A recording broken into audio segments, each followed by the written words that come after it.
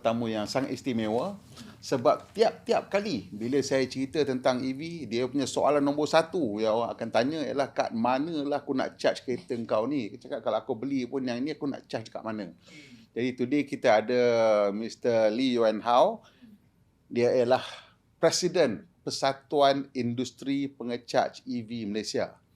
So sedikit latar belakang mengenai PIPEV ataupun PIPEV ni.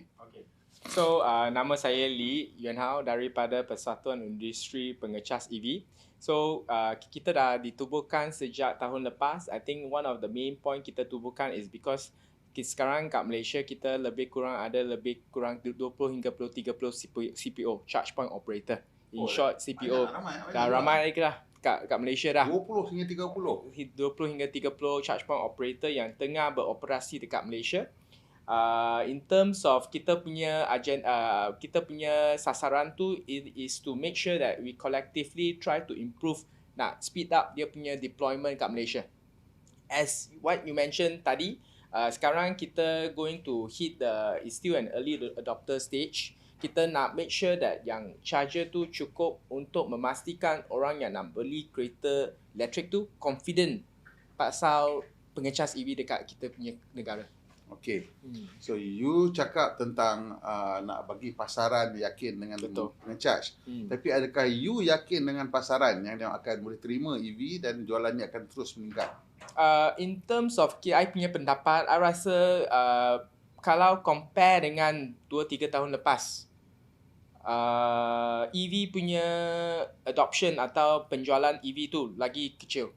Masa tu kita start tu 10 years back tu, kita hanya tengah orang nak beli kereta plug-in hybrid, bukan EV, bukan full EV. So I rasa 2 tahun lepas tu, with the government policy, kerajaan punya policy yang memperancangkan EV adoption, the inflection point dah starting kita pick up. Okay. So sekarang ni apakah status ataupun bilangan charger di mana, apakah status charging industry di Malaysia ni? Macam mana, how would you describe that? Okay, so in terms of dia punya numbers of charger dekat Malaysia, public charger kita kata, lebih kurang ada 1,400 public charger dekat Malaysia.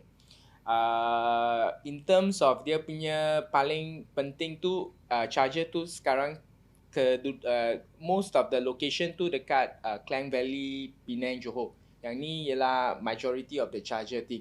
Of course sekarang kita pun nak make sure that kalau kita nak travel dari Kuala Lumpur hingga kat Kelantan ke Terengganu, kita memerlukan charger in between of this location. So yang ni ialah sekarang CPO tengah nak bekerja keras untuk memastikan the connection point between the East Coast dengan West Coast tu ada. Alright. So sekarang ni yang paling susah sekali ialah kalau di sepanjang Malaysia lah, daripada KL nak pergi ke Kota Baru memang mencabar sikit lah kot. Mencabar sikit, you tak boleh skip certain charging station. Because sekarang kereta EV tu lebih kurang 400 hingga 500 km. Kalau you pandu laju sikit, dia punya range dia akan drop pergi 300 lebih. So of course kita ada kala tertekan lebih pedal tu, nak jalan cepat sikit, so dia punya range akan drop. So you will definitely need to stop in certain location macam Petronas Gampang untuk you fill up before you can actually hit to pergi Kuantan ke, nak pergi Paker ke, yang macam tu. So apa nama tu, pengalaman kita memandu EV ke Pantai Timur ni, saya terhad sampai ke, sebenarnya saya cuba nak pandu sampai ke Kota Baru. Menggunakan kereta yang orang kata paling tak logik sekali lah, iaitu Netavi. So pengalaman ni, this is real experience. Saya bawa sampai ke Gambang. Kita tinggal 90 km. Dalam bateri. So berhenti untuk charge, I think maybe dalam almost 40 minutes. Faham. So kereta tu tak laju kan, dia punya charging dia, dan kalau you tengok dia punya charging curve tu cepat drop. Dia cepat sangat drop, and actually kalau you pergi dekat Go To You, PT TNB punya, dia punya charging graph tu I think quite detail lah. So you nampak dia selalu naik turun. Tak konsisten. Dia so dia punya jumping up and down. So kita tahu lah dia tak boleh terima banyak. So I spend 37 minit dekat situ pada kadar yang di-charge oleh penama Petronas. Jadi saya kena banyak juga lah, dekat RM90 lah kat situ kan. Faham. And itu pun cukup untuk saya sampai ke Parker. Sampai Parker, saya tak boleh charge 80%. Sebab pergi ke Kota Baru is 270. And kereta tu kalau 270 saya sampai Kota Baru mungkin ada 5-6 km lah, lebih crazy lah kan. So, saya kena duduk charge sampai 100%. And di Parker saya charge 88 minit 190 lebih. So boleh pergi tapi yalah tak berbaloi lah. So, saya cerita tu sebab saya nak bertanyakan lah. Kereta EV ni dia lain sikit daripada kereta biasa kan. Sebab bila kita bawa kereta yang kereta town car, dia punya charging rate slow, tak sesuai atas highway, tapi boleh beli. Betul. Right? Dan EV punya operator pun, charging operator pun atas highway, selalunya you mesti pasang charger laju. Betul. High speed charger. Cost tinggi. Betul. So you nak charge lebih. Betul. So dia macam, kalau orang nak beli pun kan, dia nak beli kereta yang affordable, tapi then the charging might not be affordable because macam mana tu? How do you balance that? As a charge point operator, kita kena balance in between of the turnaround time and also the utilisation. Because kalau kita nak letak satu investment tu dekat satu tempat, kita akan guna lebih kurang setengah juta hingga 1 juta untuk letak satu fast charger dekat lebuh raya. What kind of speed are you talking about? We are talking about maybe about 180 kilowatt. That's how much is it? About 1 million, including the infrastructure and everything. How many guns? 2 guns. So that is some of the cost that will involve in terms of the untuk kita laburkan untuk bina satu charger untuk dua gun. Apa pecahan kos yang mahal? Pecahan cost in terms of cabling cost, dia punya bumbung, charger punya cost, kita pun ada TMB punya deposit, kita pun ada switchboard, semua benda-benda you campur sekali. Approvals, authority punya cost, semua you campur sekali, almost mencecah 1 juta untuk letakkan satu charger 180 kilowatt dekat satu tempat. Okay. So banyak orang kata mengapa kita kena charge tinggi, because another thing is utilisation untuk charger-charger macam dekat Gambang tu, paling banyak orang guna hanya kat Sabtu dengan Ahad. Masa orang nak balik kampung ke nak balik dari kampung. So dia orang guna tu lebih pesat. In terms of weekdays tu kegunaan tu lagi kurang. Tapi untuk kita kena pinjam bank ke untuk dirikan tu, we still will need to pay loan regardless of whether the charger tu ada utilise ke tak utilise. Okay, so utilisation rate ni macam mana sekarang? Is it something yang can you survive on the current utilization? I ask this because like maybe early last year, kalau saya pergi ke utara, saya mesti berhenti Bukit Gantang kan? Betul. Gantang North and South. Is that your charger? Yes. So Bukit Gantang, one time I stopped and I asked southbound, I tanya the cashier di situ. Saya tanya dia, sehari berapa kereta datang pakai? Dia cakap seminggu nak dapat 2 kereta pun kadang-kadang susah. That's like a year and a half ago lah. Betul. You know? Yeah. So is that? Okay, kalau you tak nak tanya I as a CPO, banyak orang tanya CPO ni nak buat CPO ni tak untung, apa masih orang nak buat. So yang ni ialah soalan yang paling suka orang tanya. So I can tell you, kalau nak make sure that yang you punya charge point operator tu ada return on investment at least 5 tahun, kegunaan charger tu kena ada 20% untuk satu hari.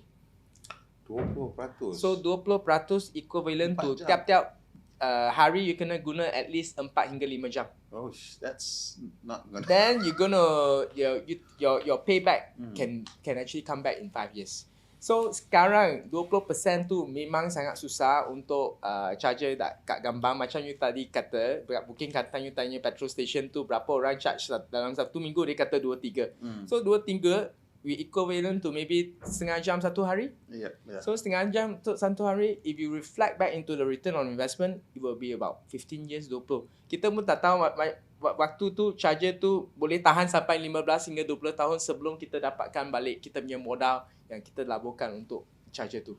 Okay, so saya mulakan interview ni dengan the idea of the chicken and egg punya problem. But now saya nampak macam there are so many chicken and so many different eggs that needs to be looked at. So you cakap tadi tentang return on investment berapa tahun. So that was an interesting thing that was asked to me by an industry player lah. Dia tanya, berapa lama you think ROI should be? So I said, I don't know, how long is it taking you now? So obviously it's longer than 5 years. Definitely dia kata, benda ni tak make sense untuk I buat longer than 5 years. Not for anything else, but also because saya tak tahu teknologi apa another 5 years. Betul. Because car punya cycle is 5 years. Betul tak? Betul. Car cycle every 5 years. So if they change technology every 5 years, macam mana saya nak buat? For example, now, I'm trying to figure out whether I should straight away go to 800 volts, 1200 volts. What do I do now? Yeah. So, dulu kita start nak letak charger dekat highway, kita letak yang 50 kilowatt. By the time kita kata 50 watt memang dah cukup cepat lah. Kereta semua pun limit pun 50 ke 60 kilowatt in terms of dia punya charging speed. But now, you kata nak letak 50 kilowatt, semua orang pun tak nak guna 50 kilowatt tu. Betul tak? So, yang tu kita baru bina maybe 3 to 4 years back. Kita pun tak dapat lagi dia punya return on investment. Dah ada teknologi baru dah masuk dah.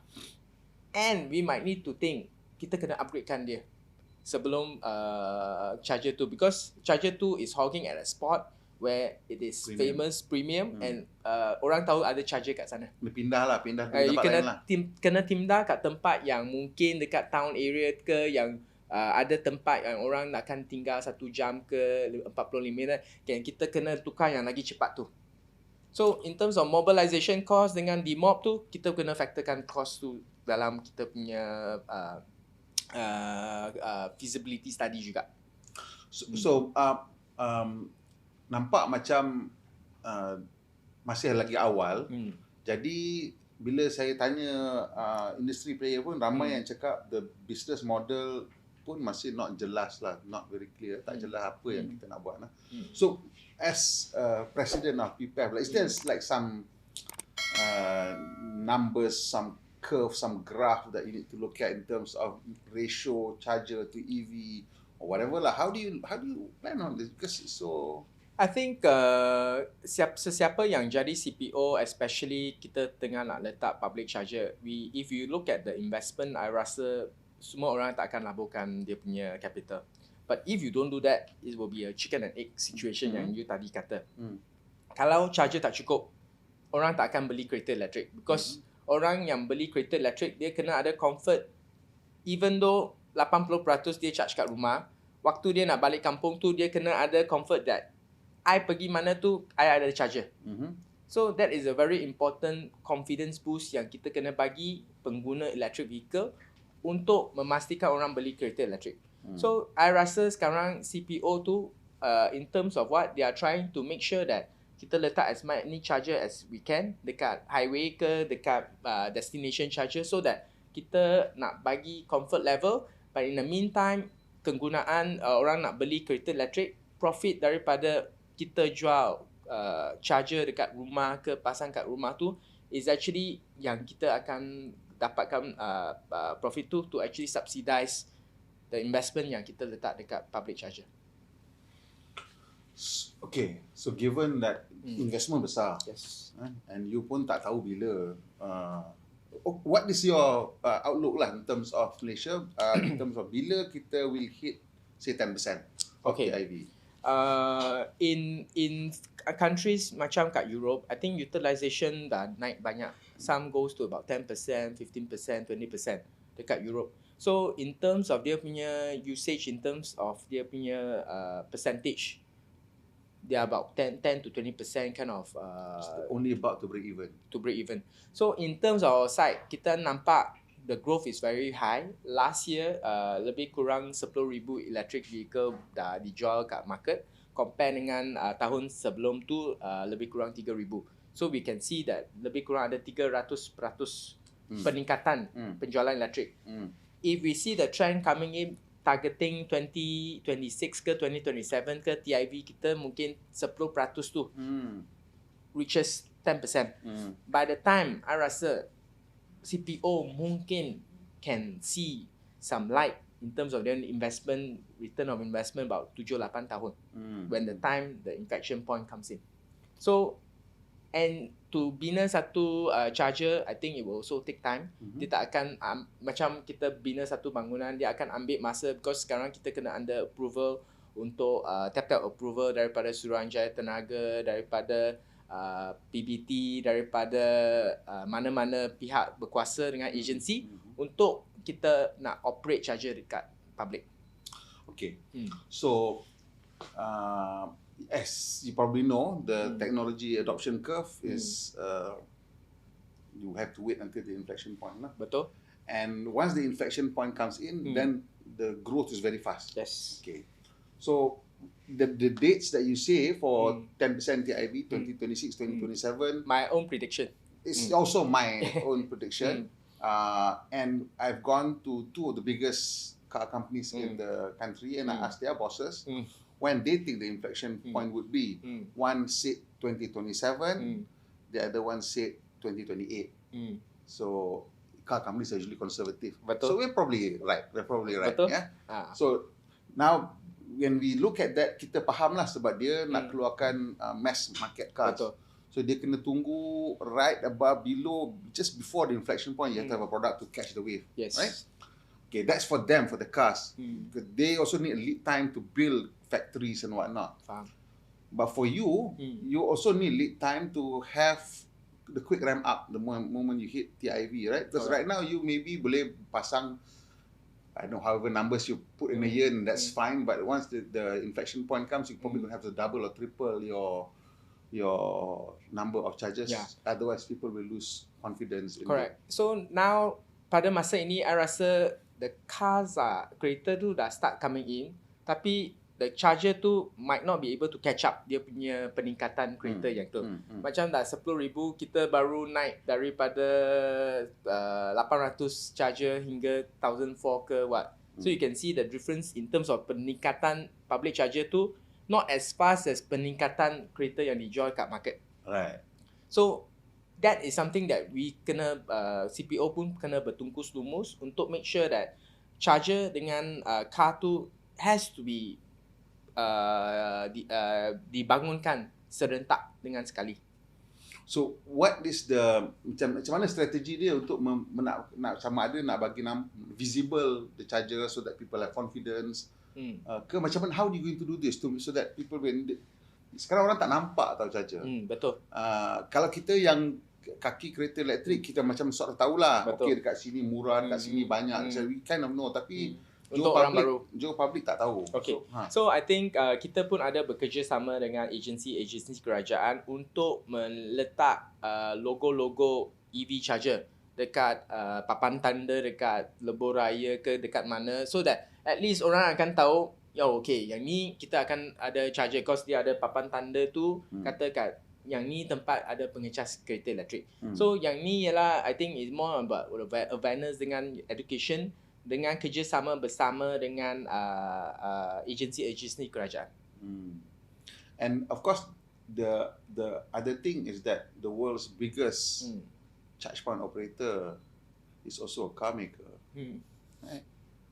Tesla. Okay. Yeah? And they seem to have the fastest charger in the largest number. And you are operating on your own. Does it make sense? Okay. So I rasa sekarang I mean the car company Tesla memang famous for dia punya supercharger dekat what. But there are so many other non-Tesla kat market.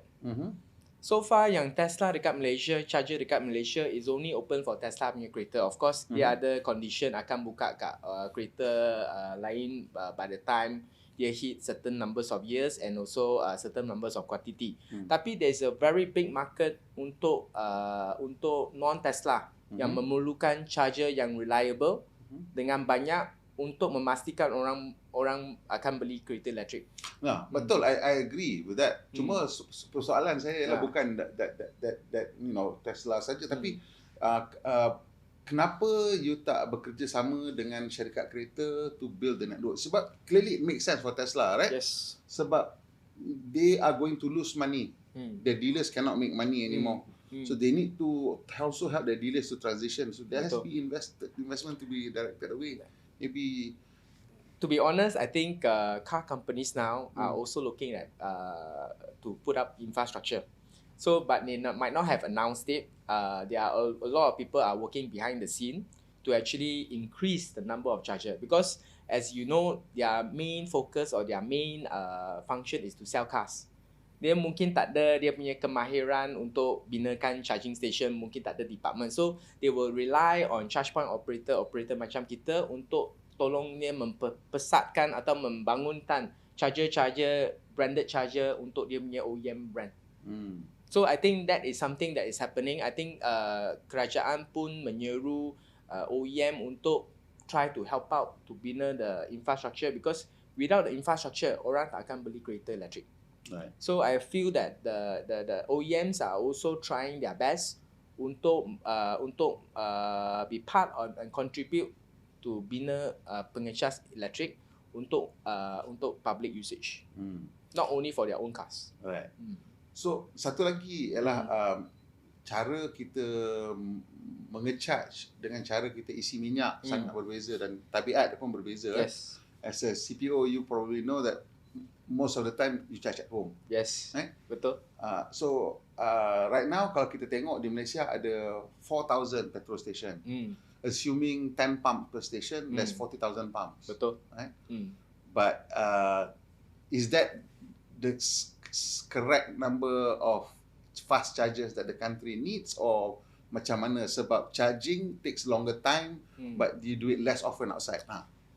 Okay, so kalau you do it less often like what you mentioned, 80% orang akan charge kat rumah, macam you kata. So there's only 20% yang orang akan charge kat luar. So in terms of dia punya ratio, some say 1:8 charger to kereta That's a electric. lot. Some say 1:10. So it depends on where is the ratio calculation. But as a CPO, kalau demand kat tempat tu banyak, kita will try to increase it, because it makes business sense untuk letak kat tempat yang orang nak charge kereta elektrik. And we also must make sure that reliability tu kena ada, because orang yang nak pergi sana, kalau charger tu down, they might not be able to go to the next destination. So yang ni ialah something that as a CPO kita try to emphasize as much in terms of the reliability untuk charger tu untuk pengguna. It seems that investment untuk pasang charger ni is a lot higher than investment for petrol station. Yes. Because 40,000 petrol stations serve how many million cars and bikes? Because I think investment, of course, when the time comes, kita ada skill workers ke, ada lebih service provider kat Malaysia, mungkin cost dia akan turun. It's always during the early adopters, cost dia tinggi. After that, we find ways to actually make it more efficient. Kita boleh make it faster to do, then kita boleh pull down the cost. Okay, is it also true that because kita pun baca berita daripada US menunjukkan bahawa bila the government there bagi insentif untuk pasang, right? And they also put up tender untuk pasang dekat government facilities. One particular brand seems to be coming in with much lower cost than anybody else. They are the world's largest charging point operator. So is there like maybe just the way that the things are designed are expensive, or how are you going to cope? Because if you need like 10 kali lagi banyak petrol station, petrol pump, and the pump itself costs 10 times more expensive, then how is this going to? I feel that of course tadi you mentioned pasal the company is there's a tender from government to actually memasangkan charger. So I think as a charge point operator, kalau you look at the feasibility of the charging station, kita will try to letak kat tempat yang kita orang nak guna. There are places macam dekat kampung ke, macam dekat East Coast yang tak banyak orang guna, but it's part and parcel required for the usage, untuk kita make sure the connectivity tu ada. So I think government mungkin boleh memastikan kat tempat-tempat yang tak cukup charger tu, they can see how to do a private government partnership kind of thing, where it's like a telco. Orang kata tempat tu tak ada, of course you have to see how to incentivize orang untuk letak charger dekat tempat yang tak ada orang guna, because commercially dia not viable. Tapi it is part and parcel of connectivity untuk memastikan jaringan pengecas elektrik tu kat mana-mana pun ada. So macam rural petrol station, kita faham kena ada rural petrol station. Betul. Sebab you kena beli kedai minyak kat kedai minyak. Yes. Tapi rural charging station may not be necessary, so you charge kat rumah.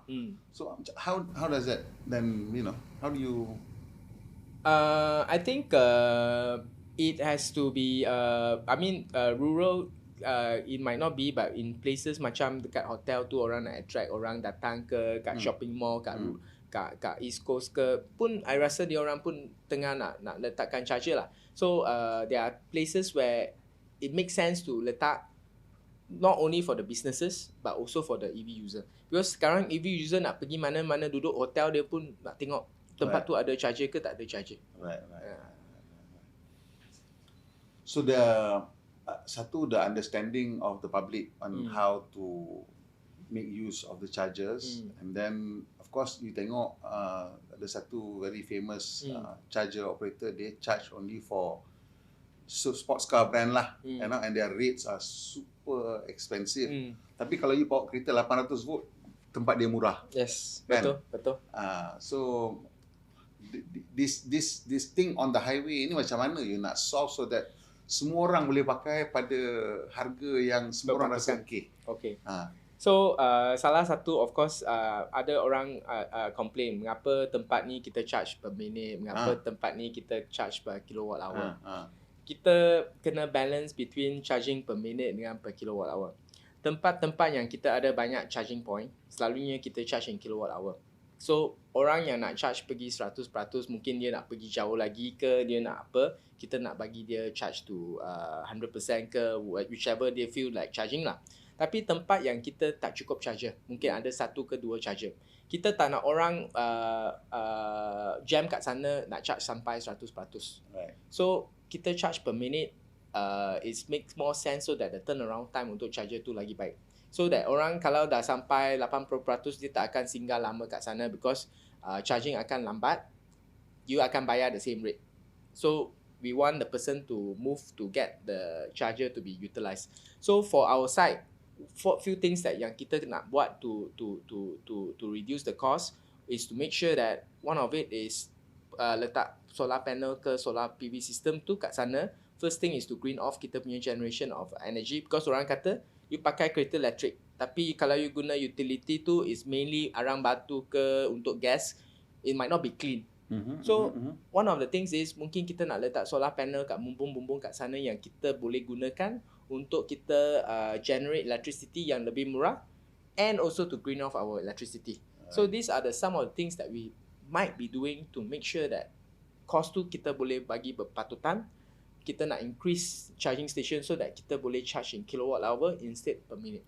So harga yang you boleh charge tu adakah ditetapkan ataupun you bebas untuk tetapkan?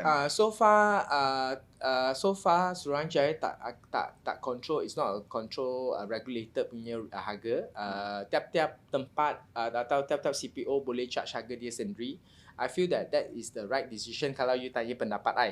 Why is because ada tempat yang kita kena letak investment tu lagi tinggi ke, charger yang lebih baik ke, certain type of charger. Mungkin kita kena naikkan sikit kita punya rate to compensate for what. Macam kita ada satu tempat yang kita letak battery power bank. That's berang. Battery power bank. Because kalau kita nak tunggu compact sat masuk, mungkin kena tunggu lama. So to cut short the time of kita nak deploy, kita buat projek tu bersama dengan plus dengan kerjasama LLM, kita boleh complete projek tu dalam 1 bulan. So that is what we call a temporary modular EV charging system with a very big battery bank. Yang tu bateri kita perlukan elektrik yang kecil untuk chargekan bateri tu, trickle charge the battery, but the battery can actually support a very fast charger. So deployment tu lebih cepat, kita ada 4 nozzle kat sana. Kita pun boleh make sure that but of course teknologi tu mahal. Kita spend quite a lot of money to have a big battery bank because battery lagi mahal like us. So far harga battery masih tinggi lagi, tapi we feel that this can actually accelerate dia punya deployment dekat highway yang memerlukan charger. Okay, in terms of the charging, since you bebas untuk meletakkan harga, is it a possibility untuk you say, since you tak nak dorang hogging, right? So boleh ke you letak macam for the first half an hour ini harga dia, the second half an hour it goes up, and then after that you don't actually want to stay here because I'm going to kill you with the chargers. So I think we hope to have time of use so that kalau boleh kita nak time of use. So that kalau orang nak murah mungkin dia charge waktu tengah malam ke waktu waktu masa yang penggunaan elektrik tu tak ada, kita want them to charge at that time at a cheaper rate. Kalau tempat tu memang pesat, tiap-tiap orang nak masa tu untuk charge, kita mungkin nak charge mahal sikit because mungkin energy tu apa, that is some of the things that kita tengah nak fikirkan lah, how to do to play around with dia punya. Of course sekarang kita ada data untuk untuk analyze bila orang suka, pukul berapa orang suka charge, bila orang suka charge, bila ada masa kita kena ada queue. So yang ni ialah kita tengah nak buat analisis. Sebelum kita nak buat analisis, kita once kita dah habis buat analisis, kita boleh propose satu solution yang lagi baik untuk pengguna. Okay. So right now the industry is looking at the usage pattern, yes, and trying to come up with like a master plan. Like a master plan. So I think that is something that we are looking at it, but of course we need more data and more time to come up with a solution. And of course sekarang kita pun ada bekerja sama dengan OEM untuk bagi discount untuk sesiapa yang beli kereta electric vehicle baru. Mungkin dia ada certain credit limit yang boleh digunakan dekat kita punya network. Mungkin dia ada discount untuk guna charger kita. So these are the things yang kita tengah nak memupuk ke mempromosikan penggunaan elektrik. Nicely you segue into the incentives that car companies are giving. So Yes. what about the incentives that the government is already giving, that RM2,500? So I think the government is giving the 2,500 insentif tu memang baik. Satu ialah untuk pemasangan and also pembelian EV charger kalau I tak silap. Dia pun boleh digunakan untuk kredit atau what. So these are the things yang government try to encourage untuk pengguna elektrik. So of course dia tahu dah kegunaan wallbox is a must. Kalau ada tempat nak boleh pasang kat rumah tu paling baik, because kat rumah electricity usage you will be low compare kalau you pergi luar charge. Tapi kat luar pun ada tempat tu you can also get a bargain. So tengok you pergi mana charge lah. Is there, you rasa adakah cara untuk kerajaan improve lagi on that incentive, maybe a different, how would you? I feel sekarang kerajaan sudah memasukkan duty untuk masuk kereta elektrik. So I think in terms of CPU side dia orang can import. I feel that hopefully once kita punya company tempatan yang menjual kereta tu start to have a portfolio of electric vehicle, memastikan the electric vehicle can be sold at 50,000 ke 40,000 macam satu Myvi. That is the time when I think government has to open up to bagi kereta yang lebih murah masuk, because kita punya pembuatan tempatan dah boleh compete internationally. Alright. So that is my wish list going forward lah. Okay. For this coming year 2024, last year we saw the finalization of the guideline, the charger installation guideline lah. Oh, Indonesia. Right? Okay. What is what do you think of the current guideline, and is there I think one of it is the guideline is to help us to speed up the processes and to ensure that the safety of the charger untuk pengguna public. Yang tu ialah matlamat and also the sasaran what. But of course guideline yang baru keluar tu mungkin ada memerlukan lebih masa untuk industri untuk adapt. In the meantime, kita pun selalunya always we say what is supposed to be doing is not happening on the ground. So kita kena see what are the things that we can actually improve to memcepatkan ke improve the guideline. Saya ingat masa discussion sebelum finalize lagi tu, some of the requirements were mostly about safety lah. Yep, betul. And so seems to be the solution yang dia nak tu agak mahal lah, including like fire barrier, roller shutter, CO2 system and all that. So safety is clearly a big concern in the minds of the regulators. Betul. And it's also a talking point untuk people who are not convinced about EVs lah. Yep. And of course recently there are 2 incidents of fire.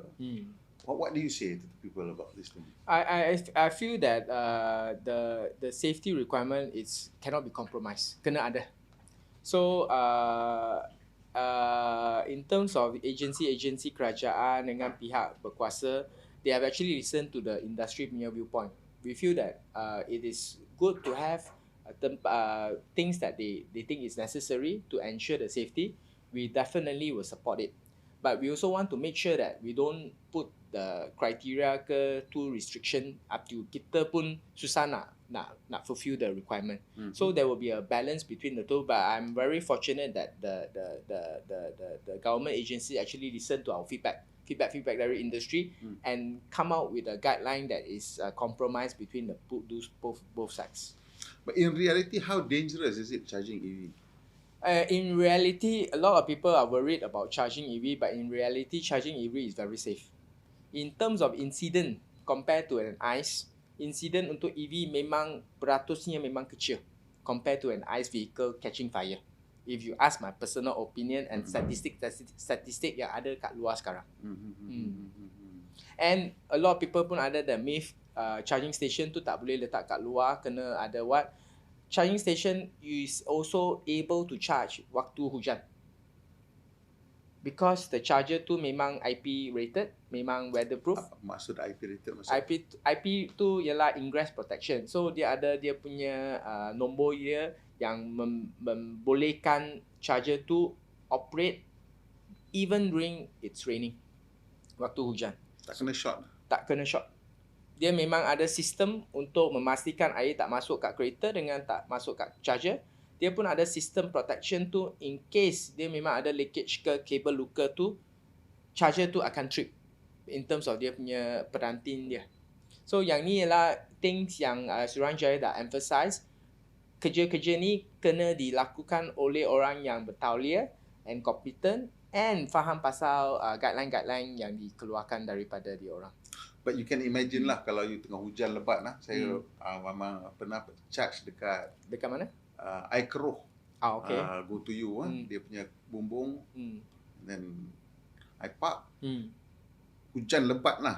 So kita tahulah you cakap selamat kan, tapi masa saya ambil pegang tu charger besar tu 90 kilowatt ni, kalau dia bocor macam mana kena saya kan, and it's leading and I open up on this one, I don't know air masuk sikit-sikit ke tidak kan. Itu yang buatkan orang risau sikit. Kita dari kecil kan cakap elektrik bahaya kan. In terms of charger tu, kalau you ambil keluar, dia memang if it's not connected to the car ke tak connected kereta, dia memang tak ada any punca, not live cable macam kita punya one. I see, okay. So when it is connected letak kat kereta, dia akan ada dia punya signal untuk tanya kereta tu dia dah ready tak. Dah ready baru dia akan keluarkan dia punya voltage dia untuk kat kereta tu. So in terms kalau you ambil plug tu keluar, memang tak akan ada any kerenjakan elektrik because charger tu memang no life even though when it's holding. It's only when it's connected dekat kereta, the communication between the car and the charger tu yang akan membolehkan elektrik dari akan salur daripada pengecas pergi kat kereta. It only will happen. And it happens when the thing is tightly mated. Kalau connection dia tak mated ni, you longgar ke what, the flow of electricity would not happen juga. So that is why I say charging is very safe. So the the public just don't understand how much. I mean, kalau orang elektrik macam kita tahu the processes how the flow of the electricity. Of course kita memang as a pengguna yang kita kata non electrical literate tu, selalunya kita ingat kalau soket tu memang ada elektrik. So kita selalu suruh kita punya budak ke anak, jangan sentuh tu. Kalau sentuh tu memang ada elektrik, because that is the concept yang kat rumah. Tapi kat kereta dengan charger dia, konsep dia berbeza sikit.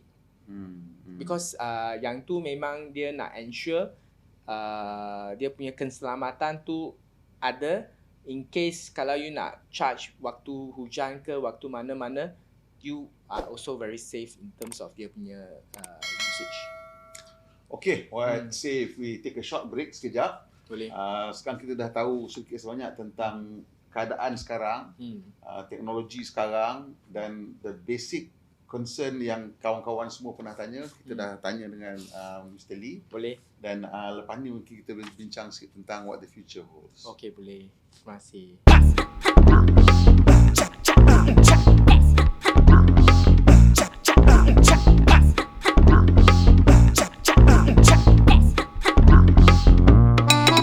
Episod kedua Fakir Fikir, kita bersama dengan Presiden PIPEV, Persatuan Industri Pengecaj EV Malaysia, Mr. Lee.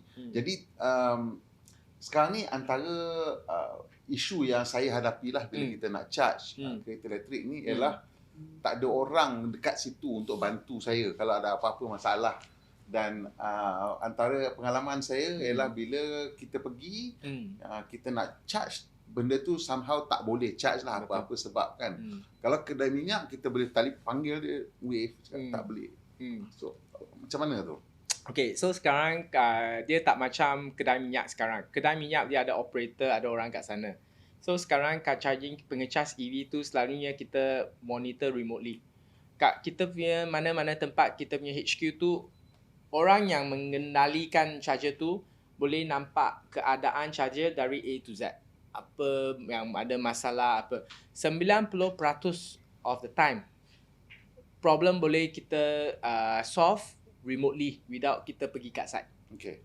So yang 10% tu mungkin memang ada hardware punya problem ke, hardware rosak tu kita kena hantar orang jurutera ke technician untuk replace tu, baru kita pergi. Okay. So yang ni ialah kita kata new economy atau new way of kita managing charging station rather than ada physical punya orang kat site. So for you, most important thing kalau you pengguna EV tu, make sure that you kena registerkan you punya username. Jangan pergi sana baru you nak buat user baru tu. Is one of the thing tu you kena plan. Second thing is, banyak orang pun ada kata kalau boleh dia macam petrol station guna kad kredit untuk bayar. So yang tu pun ada CPO sekarang dah start tu. Yes. Untuk buat tu. So ada yang kita guna app, ada yang kita guna kad kredit. Ketiga, I rasa tu kena make sure that you pun ada care line untuk network yang you suka guna. So that kalau ada masalah, you boleh text kat dia punya care line untuk tolong dia in case you tak boleh cabut plug ke, you tak boleh guna charger tu ke, apa masalah, at least ada orang boleh bantu you. So kadang-kadang saya teringat macam dalam cerita science fiction where they have a screen you can talk to, kan. Sekarang AI pun dah banyak. Kenapa you tak boleh letak screen satu dekat situ yang ada avatar yang you boleh tanya dia boleh jawab? Because kadang-kadang kita faham lah line tu pun you boleh jawab daripada mana-mana kan, tapi in the moment you would like to have something there yang you boleh interact. Actually yang tu ialah suggestion yang baik. Kita mungkin ambil balik untuk see whether we can implement it at one of the site.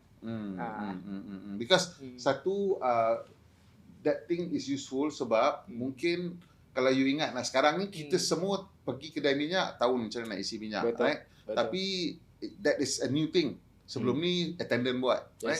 So dia ada what's the name, macam mana dia punya tu, cabut apa whatever lah, dia ada sequence dia, right? Betul. So maybe that's something yang you should have at every site. Yep. So kita mungkin akan pertimbangkan suggestion yang you cadangkan tadi. Another thing yang kita pun ada jumpa pengguna yang guna video call dengan kita punya customer experience. So what they do is dia ambil video call nak tunjuk so that ada kala dia ada masalah, customer experience tu tahu macam mana nak tolong dia resolve. Right. And selalunya kita pun kena equip kita punya customer experience tahu pasal kereta. Kita cannot only know about kita punya charger, kita pun kena tahu pasal kereta. Because kalau kita tak tahu pasal kereta yang dia guna, kita nak advise dia guna charger yang mana yang paling optimum ke, nak advise dia macam mana nak buka dia punya charging station tu pun part and parcel yang required dari user untuk tanya kita punya customer experience. Yang ni ialah selalunya kita punya FAQ lah. Yang kita ada yang selalunya pengguna akan tanya kita punya customer experience. Because I know that satu go to you kan, go to you dia minta car model, right? Sebelum you cocok. Betul. Perlu ke macam kenapa dia kena ada maklumat macam this? Is that helpful? Is that useful? Okay, so kalau you bagi maklumat kereta, is actually very useful. Why I say useful tu? Tiap-tiap kereta ada dia punya cara untuk mengendalikan dia punya charger. Kat mana boleh, pintu mana you kena buka untuk bukakan flap untuk charging station. Satu ialah macam mana nak unlock ke, ambil keluar charger tu. Because waktu you charge, kereta akan suruh dia punya lock untuk lockkan dia punya charger so that charger tu tak boleh diambil keluar. Satu ialah safety wise, satu ialah kita tak nak orang ambil keluar waktu kita charge. Right. Second tu, waktu you nak stop, banyak orang akan ingat kalau you dah stop charger tu, unlock dia akan sendiri. Actually, charger tu tak akan communicate dengan kereta untuk lockkan you punya charger. Kereta yang bagi instruction untuk lockkan dia. So, banyak kali kita ada masalah where pengguna tu tak tahu macam mana nak unlock dia punya charging station dekat kereta dia. So, macam ada kereta tu dia guna unlock button, dia tekan 2 unlock button untuk bukakan dia punya apa. Ada kala pun kita ada nampak yang unlock tu tersekat dekat dia punya charger. So that kalau you unlock 2 kali, dia pun tak boleh keluar because dia punya pin dengan dia punya nozzle tu tersekat. So what you can do you boleh nampak daripada you punya control panel? I cannot nampak because yang tu dalam kereta dah. Okay. But because yang ni ada kala happen, kita ada experience tu, kita suruh pengguna tu masuk balik sikit so that dia punya pin tu boleh dilepaskan. Okay. So these are the thing. Ada kereta tu yang you ada butang dekat kereta tu atau dekat app yang boleh unlock. Yes. So these are the things that kita kena tahu pasal kereta kita yang kita guna. So selalunya kita nampak new user tu ada hadapi masalah macam tu. So macam-macam juga dia punya cara dia tu. But I'm guessing it's getting easier and easier lah. Yes, I think EV kereta elektrik is getting more user friendly, so that yang ni will be part and parcel macam kita pump petrol dulu lah. Nak cari macam mana nak buka dia punya flap tu, ada kala kita kena cari. So dulu semua pakai kunci kan. Betul. Ada kala kunci, ada kala kat bawah, ada kala kat tepi kita punya seat tu nak buka dia punya flap tu. Dan multimeter atas is in the center console. So if you don't know, then you don't know. Then 15 minutes of embarrassment. Correct. Okay. So salah satu isu yang kita tengok sekarang orang cakap pasal kereta elektrik ni ialah bateri tu menggunakan sumber yang banyak lah. You kena gali apalah, logam lithium lah, itulah semua ni. Dan dia kata ini yang menyebabkan sebenarnya kereta elektrik ni tak mesra alam lah kan.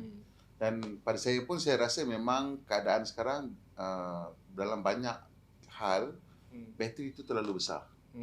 70 kW, 100 kW itu dah macam 3-4 hari rumah pakai pun tak habis kan? Tapi untuk satu kereta.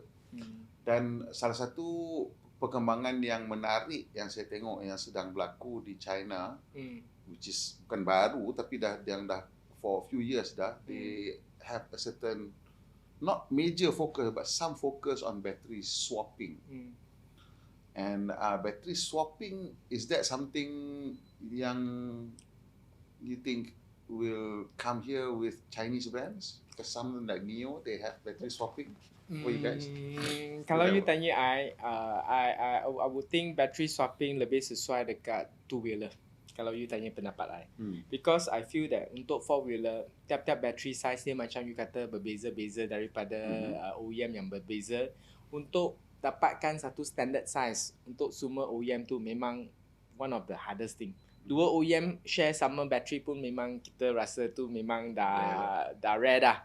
So to get so many people to share the same battery size dengan battery capacity dan digunakan untuk swappable station tu memang akan akan ada cabaran. And another thing, battery swapping station pun tak mahal, tak murah. Dia pun akan guna lebih 2-3 juta untuk buatkan satu battery swapping station. So that is the thing that I feel personally pasal battery swapping. But going forward, kita mungkin ada macam produk macam Neo yang bekerjasama dengan Geely ke dengan apa yang akan samakan dia punya battery and make it more common. Yang tu so far we are still in the early stage. Kita tak tahu dia akan have any co-sharing ke co-design in terms of battery. Kita kena tengok dan lihat perkembangan semasa dekat China. Because I cakap ni sebab saya pernah duduk cerita dengan satu jurutera daripada OEM Jepun lah. Dan saya tanya dia tentang standardization of battery pack lah, because again it's too big lah. Dan dia pun kata betul lah, memang secara teorinya battery pack should be standardized. Like AA batteries are the same. You pakai Sony ke Panasonic punya product is the same, right? Cuma what is the optimum size of a battery swapping battery pack? So it's probably around 25 to 30 kilowatt. That's going to be optimum, right? So you probably need only 20 most of the time, right? Correct. So when you nak balik kampung, you sewa 2 extra batteries, right? So now I see the benefit untuk battery swapping ni in the sense that satu, you reduce the initial cost of the car, dan kedua, as I don't know on the CPO punya side macam mana lah, but I nampak macam kalau kata you simpan banyak bateri, then you can organize yourself into a virtual power plant lah. Betul. And so that's kenapa I bring this up is because again orang kata EV tak bersih, and we need to move to renewable energy as fast as possible. And moving to renewable energy will require grid battery. This seems to be like a possible way for grid operators and CPOs to play a role. Okay, so I think I truly fully agree what you mentioned. I think in terms of the battery size, kalau you tanya I, by right we don't even need 100 kilowatt hour ke 80 kilowatt hour. We might need just a 20 kilowatt hour. Yes. But to a user, they always feel that kereta tu kena pergi balik kampung, kena digunakan di bandar. So that is where they feel that having a range of 400 to 500 km tu paling sesuai, because they can do 2 usage. But I also agree with you in terms in future bateri yang besar tu boleh digunakan untuk grid operated ke grid support, because in future utility company nak bayar you untuk you letakkan charger dekat dia punya bateri, so that utility boleh guna you punya bateri in terms to support the grid in case they need. So that is the future that I see in terms of electrification. Battery, kereta elektrik no longer saja digunakan untuk membawa satu penumpang daripada A pergi point B. Dia digunakan untuk you generate electricity ke untuk store electricity dan untuk support existing grid system dekat kita punya utility. And to summarize yang you kata in terms of battery tu tak green, dia guna banyak rare earth, dia guna kat nickel ke, dia pergi labor, child labor, semua isu-isu semasa. Battery technology is moving very fast. Kita sekarang dengar battery, ada battery macam sodium battery yang kita tak mineral dia memang never know existed, and mineral dia banyak, kat mana-mana you pun boleh dapatkan sodium, and cost dia pun rendah, and they don't have fire hazard as much as a lithium battery. So these are the improvements yang akan dijadikan battery lebih selamat, lebih clean, boleh solve isu-isu mineral ke galian ke yang mungkin akan ada isu macam child labor and etc. So the way I see, kita kena progress lah along the way lah. So right now kalau kita tengok charging paling besar, charging kompleks paling besar yang saya boleh ingat lah, mungkin Sunway X-Park and Jentari punya dengan you dekat air hitam lah, right? So those are co-branded you and Jentari both. That one has what, 10 lah? Lebih kurang 8 hingga 10. 8 to 10, right? So clearly this is, will this be the future trend ke, like you highlight this hub yang banyak-banyak ni, and how would you build a hub like that? Okay, I rasa moving forward kalau boleh kita nak build charging hub macam yang kita buat dekat Bandar Baru Air Hitam dengan dekat Sunway X-Park, Sunway Serene. So kita nampak yang pengguna suka pergi tempat tu. First thing is ada banyak charger, dia tak payah tunggu. The other thing tu kita charge kilowatt hour in all those hub. And hub tu ada banyak jenis charger yang berbeza untuk kereta yang berbeza boleh guna. So that is something that user feel there are choices untuk dia guna. Kalau dia tak nak cepat, dia boleh ambil AC. Kalau dia nak cepat, dia boleh ambil DC. DC pun kita bahagikan kepada ada yang 350 kW, ada yang 180, ada yang 50. So kita bagi user untuk having different choice untuk kereta dia punya limitation. Moving forward, of course kita nak dirikan lebih banyak charge hub, tapi keperluan elektrik tu memang banyak. Kita perlukan. Give us a bit of a perspective of in terms of relative lah. So satu charger high speed, let's say 100 kilowatt. How is that compared to how much a house uses? Okay, kalau charger katakan 100 kilowatt punya charger, lebih kurang dia akan ambil about 160 to about 180 amps. So untuk perspective of the charger, kita selalunya rumah akan guna 63 amp 3 phase, 3 fasa. So you perlu 3 buah rumah punya electricity untuk power up satu 100 kilowatt punya charger. Maximum house power. Maximum house punya. So 100% 3 rumah untuk power up satu 100 kilowatt punya rumah. So in reality, it's probably more like 10 houses when you usage, normal usage. Correct. So this is why mahal lah sebenarnya nak pasang tu. All the cabling cost semua tinggi lah. Because cable dia memang besar. Then of course kita tengok kita nak tarik electricity dari mana. Mungkin substation tu atau mungkin tu memang jauh, feeder pillar tu jauh. Nak tarik pergi tempat yang you nak pasang charger tu, you kena korek jalan, you kena tarik kabel yang besar. Kalau kabel dah panjang, you kena make sure kabel size tu kena upsizekan dia so that kita nak cater to the voltage drop ke heat issue semua. So these are the things yang kita kena plan before kita nak implement satu project. So charging hub yang macam you buat besar dekat tu dia punya electricity use dia macam what, like a entire housing estate or what? Their usage is like almost taking satu whole complex hub punya power. Kalau you nampak kita ada substation, seluruh substation just for that one charging hub. Okay, so that's considered small lah, the hub, right? Because you ada berapa? 4 DC and 6 AC, right? The one in Sunway. Betul. Di air hitam berapa? Dia ada 5 DC, 3 AC. 3 AC. So that's not big lah.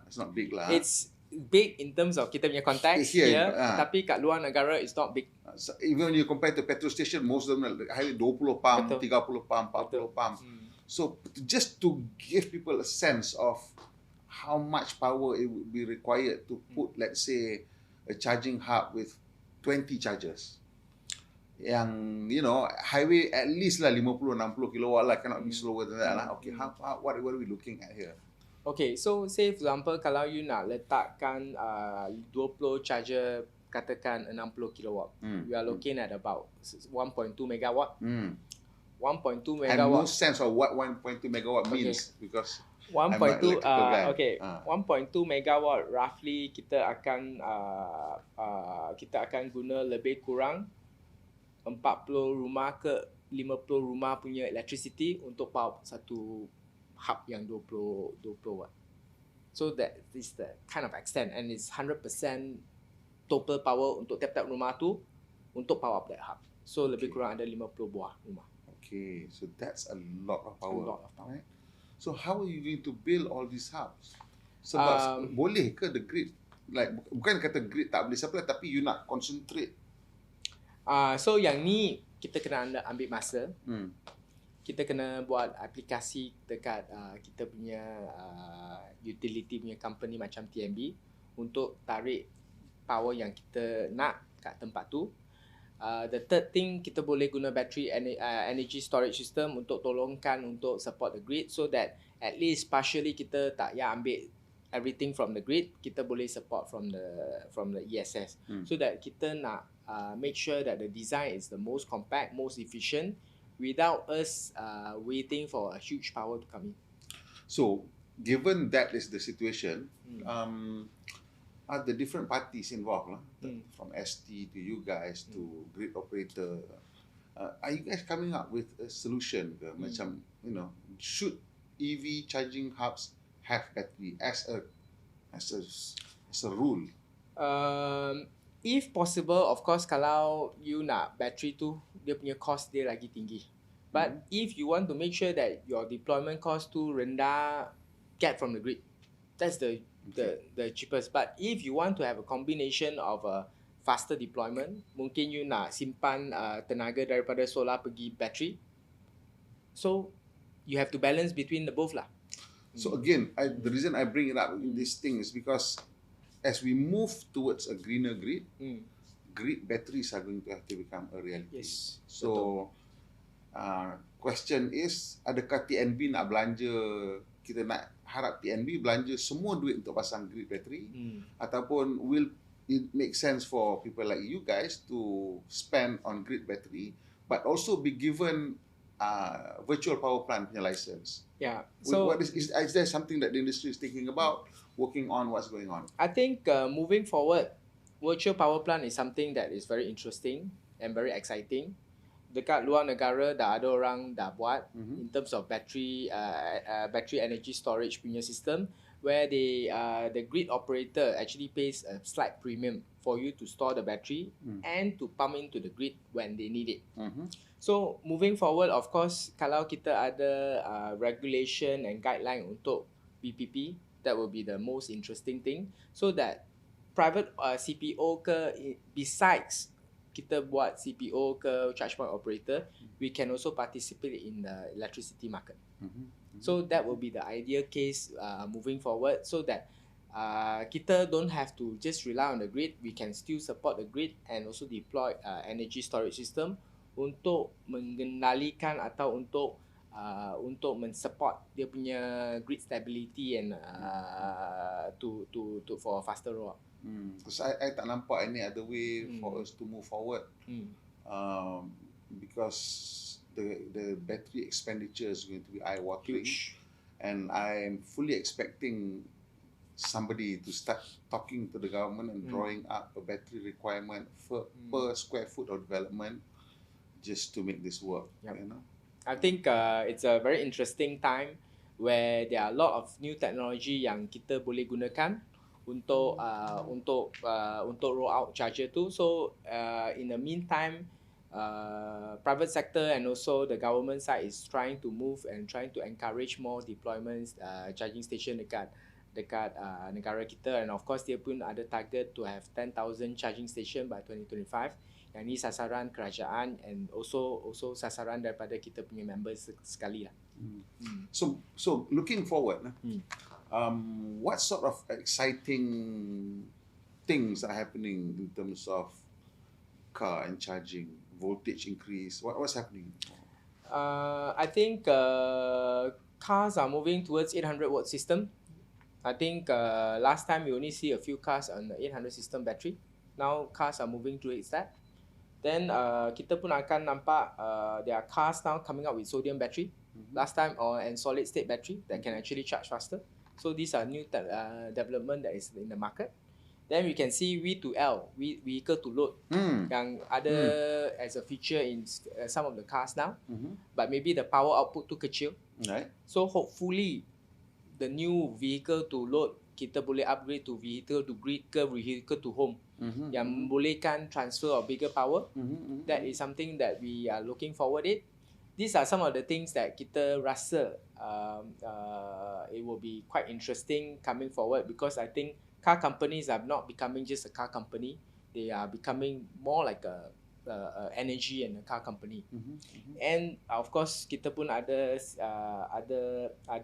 sistem macam wireless charging station yang boleh pergi lagi cepat 1 megawatt kind of thing. So there are a lot of new developments coming out that it's very exciting and sangat interesting untuk kita observe in the EV space. Tadi you cakap some of this new battery technology akan pendekkan masa untuk charge. And you know charging time is one of the biggest thing lah kan. Say I cannot tahan lah tunggu 15 minutes is too long, ruin my life. How much quicker can it be? I think maybe about 5 minutes you can get about 400 kilometers or 300 kilometers. 5 minutes? Yes. That's looking, okay, how realistic is that? I mean, that's all, is it like pie in the sky, 20 years, my grandfather I think we look at maybe a 5 years kind of timeline. So I think it's very fast because I think battery tech is moving too fast that it's like everyone is actually investing in this battery tech. And we can see battery tech is actually moving very fast. Is the cost of battery coming down further to make EVs more affordable? Last year itself, the battery drops a lot compared during COVID time when there's a supply constraint. But now, last year we see that the battery price actually dropped. Things will even drop faster.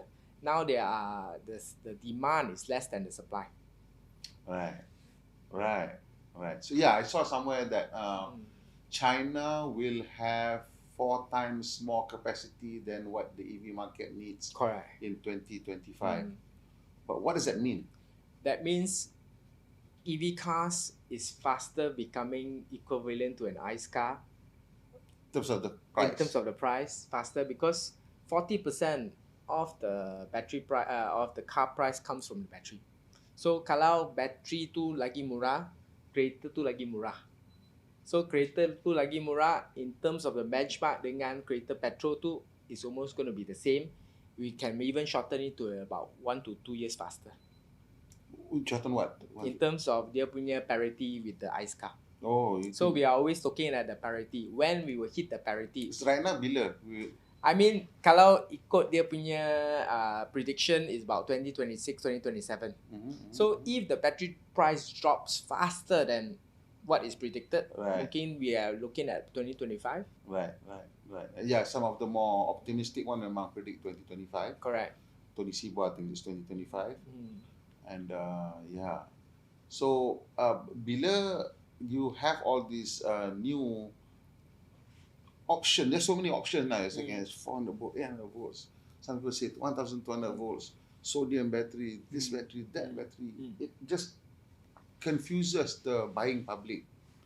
I think the buying public paling penting tu price. Okay. Second tu ada charger tak? Range anxiety. You solve two of this issue, I rasa they don't care about the tech and what. Kalau you tanya I lah, a mass market paling penting tu ialah dia punya affordability level tu memang penting. And battery mahal lah, ganti dia cakap mahal, ini battery rosak 20-30 But so far you nampak that semua manufacturer will give 5 to 8 years warranty. Sebelum their prediction is when the time comes you nak ganti battery tu, mungkin battery tu is 20% or 10% of the current price. Alright. So that is the vision. You think it will drop to 10 to 20% of current price? I feel that if the things are becoming abundant, like kita ada sodium battery, ada what, and people are doing mass manufacturing, price can actually drop. Like last time when kita talk about solar, we are looking at about 20,000, 30,000 per kilowatt peak. Now it drops down to so low that some of it makes it so affordable that solar energy is even cheaper than coal generation in certain areas. How soon is sodium coming to the market? I think BYD. Sodium is salt lah, right? Salt. I think BYD has just do a groundbreaking in terms of the new factory to manufacture sodium batteries. Hopefully, once the factory is up, the mass production of sodium battery will be there, so that cars are more likely to have sodium battery which are cleaner and cheaper. Sodium is the thing, But we have a few tech lah, solid state, sodium. There are a lot of techs that are competing on this field. What's sodium and solid state? What are the how do you compare the two? Sodium requires a bigger space or bigger energy. So less energy dense lah. Less energy dense, but it's cheaper. Mm-hmm. The material has abundance. Solid state can charge faster, smaller, but more expensive. So it's always a trade-off. What you want. So like this one like turbo engine lah. Correct. Satu turbo, satu Non-turbo lah. non-turbo. And the turbo one can make it smaller. Right. So cars are lighter. You can maybe use it for a performance car or what. Yeah. So it depends on what are your needs and which market are you targeting.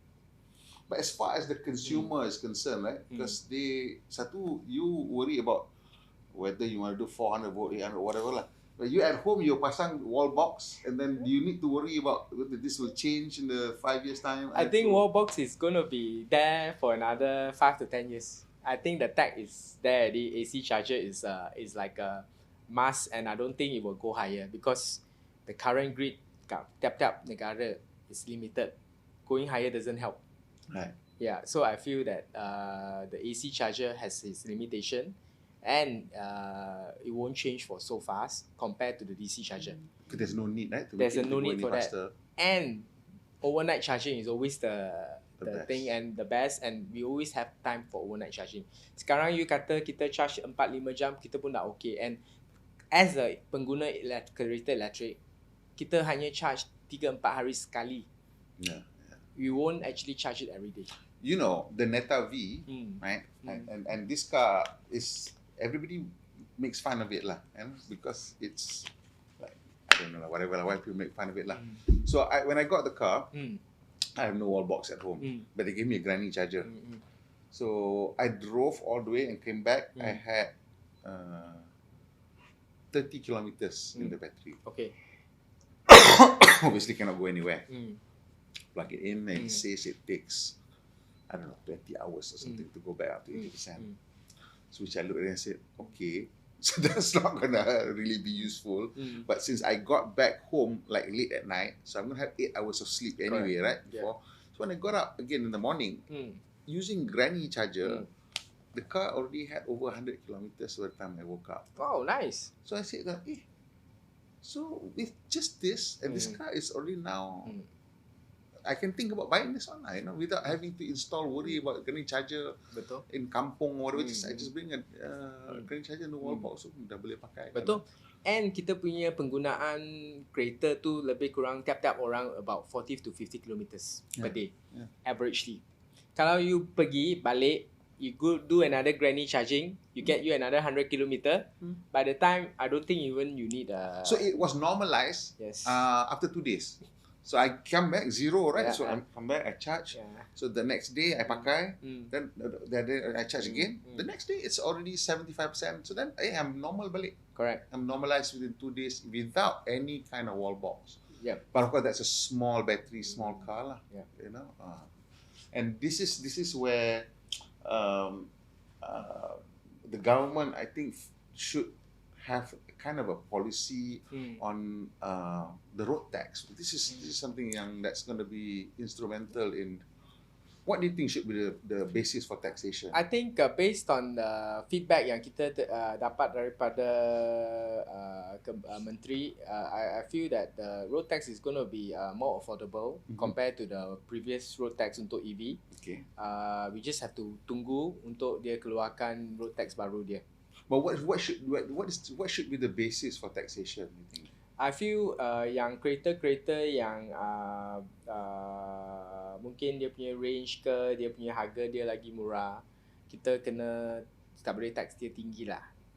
Kalau in terms of the EVs that are more luxury one. So would you like to see it charged according to price, charged according to battery size, charged according to energy efficiency, charged to motors? What do you think is the one that makes the most sense? I have an idea, but I want to know what you think. If you ask me, anything cheaper than ice too, it makes sense. It doesn't cheaper than ice. Okay. I think because the main thing kita nak have a EV road tax is to encourage people to adopt EV. So anything kalau lebih baik daripada kereta petrol, I'm in support. I mean, I would like to listen to your opinion in terms of... Okay, so I mean, obviously I think that the road tax for EV should be more affordable than ICE because Betul. kita nak encourage in general. Yes. So that might require some kind of discounting the early days. Faham. But in general, saya rasa the road tax should be calculated based on energy efficiency. Energy efficiency. Not battery size, not motor size, nothing. It's only energy efficiency sebab the green movement is all really about efficiency. Reducing the carbon footprint necessarily means increasing efficiency. So everything should be looked through that lens because that's what we're doing. That's why I think that's why we're doing it. I don't know whether there's another reason for doing it, but I think that's why. Yeah, I mean, I think it's a very good suggestion.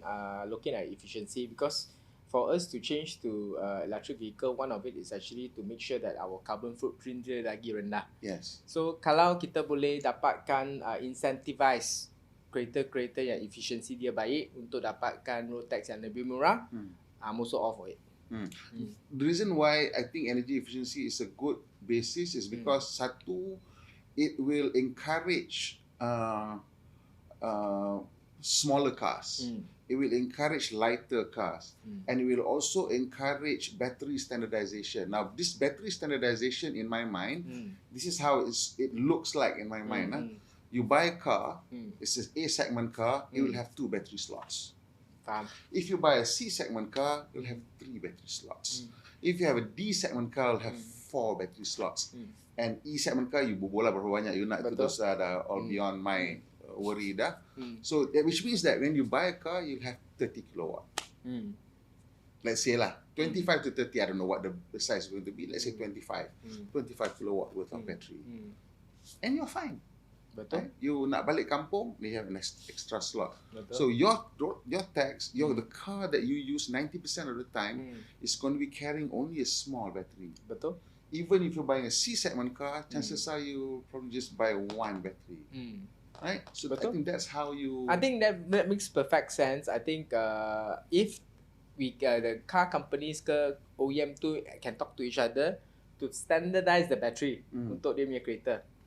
I think that would be a good suggestion how you want.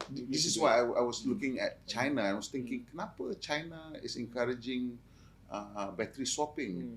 And I think they're encouraging battery swapping because it will force standardization. Yes. That's the only reason why you would encourage it. There's strategic thinking. Is that I think this is just to force standardization. But as you see, people buy brands with they want to be different. So yeah, betul. But let's say now Neo has already signed with GD, with JAC, right?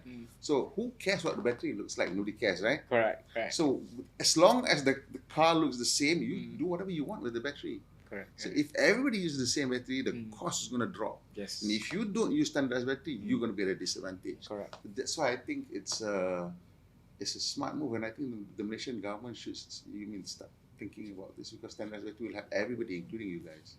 Yep, I definitely agree. Standardization is the holy grail, but bringing the OEMs together is going to be a major challenge. Maybe the motorcycle Can start industry first. will show the way, will lead the way. I believe so. And when we went to the last Tokyo Motor Show, of all things that they showed, the things that impressed me the most was Honda. They had this little Honda dinky van. Honda E. No, it's a you know one of those K car vans. K. Okay, so they had a K car van, and they had a tuk-tuk from India because they're quite big there. And the tuk-tuk had slots for 4 batteries at the back. The K car van had slots for 6 batteries in the floor. So I started to say, hey, this is already somebody who's really starting to think about this, and why is this not implemented? But again, also I don't see the conversation happening in terms of battery standardization. But I see the two-wheelers, especially the two-wheelers too, they have the initiative to standardize the battery. Yeah, because for two-wheelers it doesn't make sense. Charging just does not make sense. I'm just going to sit and wait for 5 minutes even. We're just not going to do it, right? Okay, so is there anything that you think we've missed out about the Malaysian EV scene, the charging scene? Maybe ada misconception lagi yang you feel that you want to explain to Joe public, you know? Okay, we've talked about you're not going to get electrocuted when it's in the rain. It's kilowatt hours versus minute. There are reasons for it. Is there anything else? I think going forward, you have to understand your car. One of the thing is, another thing that a lot of people feel that is the onboard charger. You must know your onboard charger. Kalau yang 7 kilowatt punya single phase, kalau you cucuk kat satu 11 kilowatt punya 3 phase punya charger, you tak akan dapat 7 kilowatt. That's right. You akan dapat 3.7. So these are the things that you need to understand, atau you kena bayar. Explain to them why it actually get less. Okay. So dekat kita punya onboard charger dekat satu kereta katakan 7 kilowatt. Right. So 7 kilowatt tu ialah satu single phase punya onboard charger. Right. So kalau you charge dekat satu 3 phase yang 11 kilowatt kalau you divide by 3 phase tu, tiap-tiap lah. Tiap-tiap dia punya power tu 3.5 or 3.7 each. Yeah. So kalau you punya single phase masuk kat tu, you cannot benefit from the 3 phase. You can only take one of it. They only can take one of the phase. So power yang masuk kat kereta you hanya 3.7 kilowatt. So yang ni selalunya ada misconception. Why is it I'm not charging? You katakan charger tu 11 kilowatt, I'm only getting 3.7. So orang kata, are you cheating me? Yang ni non, but it's actually the car punya technical punya aspect yang buat tu. Another thing How is... do you explain? That sounds complicated even to me. It's a electrical system where you have to understand that sistem elektrik ada fasa 1, ada fasa 3. I myself pun ada masalah untuk jelaskan why is it like that. But the charger makes it that way. So basically, can you imagine the single phase means 1 pipe, 3 phase means 3 pipe lah. Betul. Right? So if your car is a single phase system charger and it's a 7 kilowatt, now you plug in 3, dia boleh ambil 1 pipe je lagi boleh tutup lah. Betul. Yes, I think your analogy tu lagi baik untuk layman to understand. Okay. And also saya dapati masa saya charge kereta-kereta elektrik ni, the recent one that I really like is in the curve. Okay. Somebody's not making money lah, giving me electricity because they're giving it like so cheap. I don't know, 30 plus cents or whatever is car put, right? They're giving it like RM6 per hour. How are you making money? Especially when I bring a car that has 22 kilowatt, can suck 22 kilowatt. Correct. Are you guys giving away electricity? Are some people giving away electricity below cost just to I feel is that it like an algorithm where they think, well, most people don't come with 22, so I'm gonna be able to. I think it's in a way we are trying to encourage adoption of electric vehicle.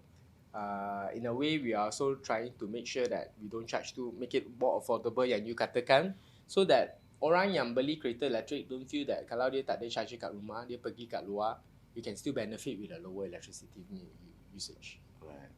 So tapi you kena tahu kat mana you boleh charge lah untuk dapatkan tenaga yang lebih murah. You're absolutely right. You kena kenal kereta elektrik, you kena tahu onboard charger berapa, this charger berapa, how everything works. Correct.